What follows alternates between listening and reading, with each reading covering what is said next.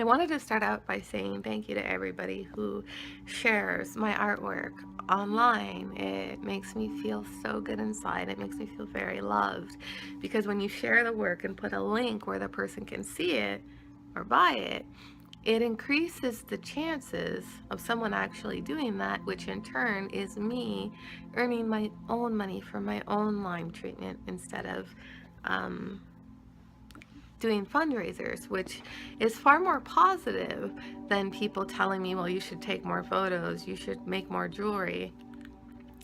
I'm doing everything I can.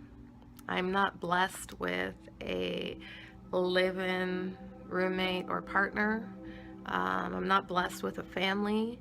I don't have anybody to really turn to for financial help. And I just have to pray to God and hope for the best, that there are compassionate people out there who are willing to help someone out. Uh, the other thing I wanted to touch upon is stevia doesn't cure Lyme. Don't believe everything that you see. I'm honored that people write me to try to help me, but it's just another sponsored ad, or it's BS. I've had Lyme for 8 years now. I know hundreds of people with it. I'm in groups with thousands of people in it, and stevia has never helped anyone. I've seen Lyme doctors and Lyme naturopaths. Stevia doesn't do it. What mainstream media in the government aren't telling you is there's over 300 strains of this disease. It's not just Lyme, which is what I thought in the beginning too.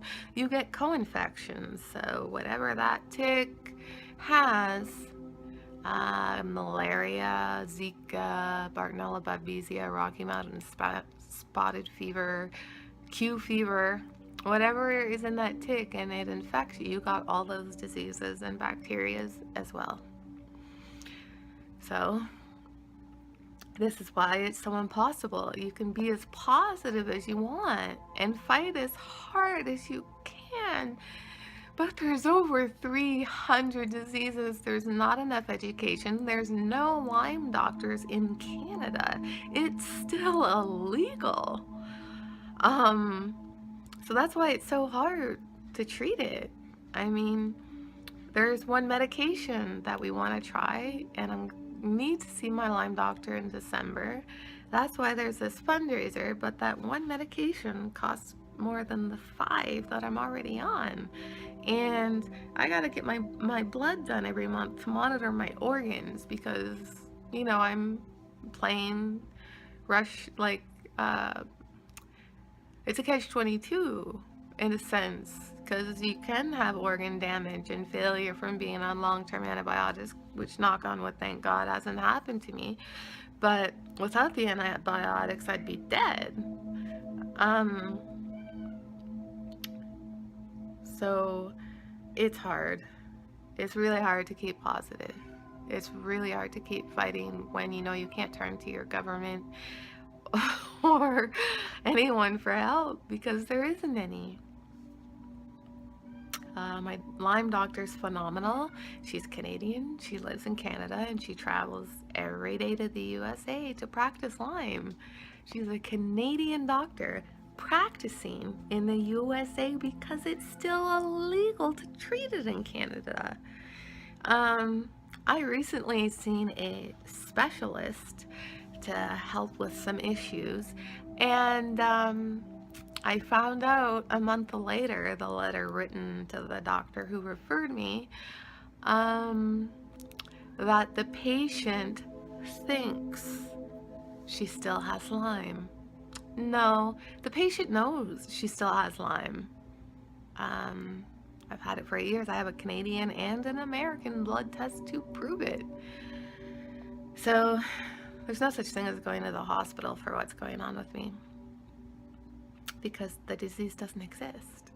I found out through my Lyme doctor, and a very good doctor in town, that the reason I've been experiencing tachycardia all year 147 beats per minute, my heart at rest when the norm is 72, is because Lyme and the co-infection babesia that I have is literally attacking my heart. It is making the lining of my heart inflamed, which makes me feel like I'm on a treadmill running for my life as fast as I can, even though I'm completely calm, zero anxiety, and still. And this lasts for weeks sometimes, where I'm laying in bed and the entire bed is vibrating. It feels like I'm in a vibrating bed because my body is, the heart's beating so fast and so hard.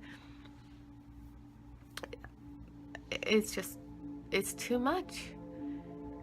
The medication that I want to try is scary because I'm allergic to 95%. I have to roll the dice with that, hope for the best, but I can't even get that medication unless the fundraiser does well. I recently found out too in the last month or two that my thoracic spine is a mess.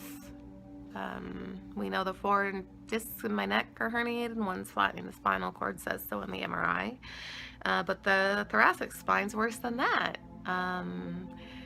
The part of my back where I've been having psychotic pain worse than any other pain I've ever had, where it feels like I'm being electrocuted and tasered, and I have a witness to this, where I'd be talking and then I'd just drop my plate, fork, phone and start twitching like I'm being electrocuted. That area of my spine, not only does it have osteoarthritis, disc herniations and protrusions, it has something that starts with an H, where it means where the artery meets the blood vessel, it literally creates holes in your vertebrae. So I have holes in my vertebrae. I don't know if that's the reason why I'm having all this pain.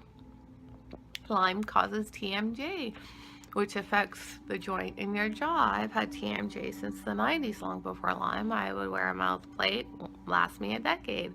Ever since I got Lyme, they last me once a year. They fall off and break in my mouth. The pain has been so bad for the last 3 months, I have been blending my food to drink it. Some days I can't talk, some I can't for a week sometimes. Just to open my mouth to talk, it hurts. So I've been using Salon Paw patches. You can get them at Target, Walmart, Walgreens, pharmacy section. Cut them in half. I put them along the TMJ joint. The pain radiates into my head, down my neck. It is excruciating. Nothing takes it away. I got referred to a TMJ specialist in Canada, which is wonderful.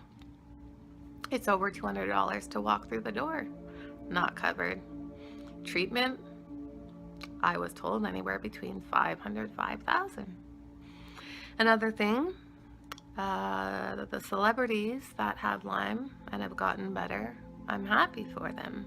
But the reason they got better is because they have wealth. They don't have to do fundraisers. They have families and friends and money. I don't really have that. And, you know, for a celebrity, Lyme treatment every month is $25,000 or more. What my fundraisers are doing are trying to earn $1,000 a month for a 3-month treatment. That is like the bottom basic poverty level of Lyme, which is kind of like a Band-Aid. I'm doing everything I can. I'm trying so hard to be positive. I pay it forward. Everywhere I go, I carry art and jewelry with me. I'm always putting out the positive energy. But I need your help. What do you do when your own country can't help you? What do you do when the government denies it? What do you do when every ER doctor you see denies the existence of Lyme, yet you take your animal to the vet and they understand? Should I start going to the vet for Lyme treatment? Do you know what I mean?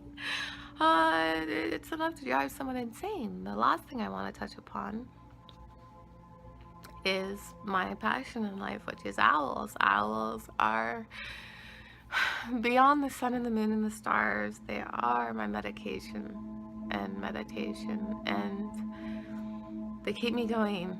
And I've been posting a lot of photos, but I haven't been out in almost 5 months. I can't lift my camera anymore. I haven't been out in nature. the pain, the disease, the pain, everything has just gotten too much. And the owls aren't in my backyard.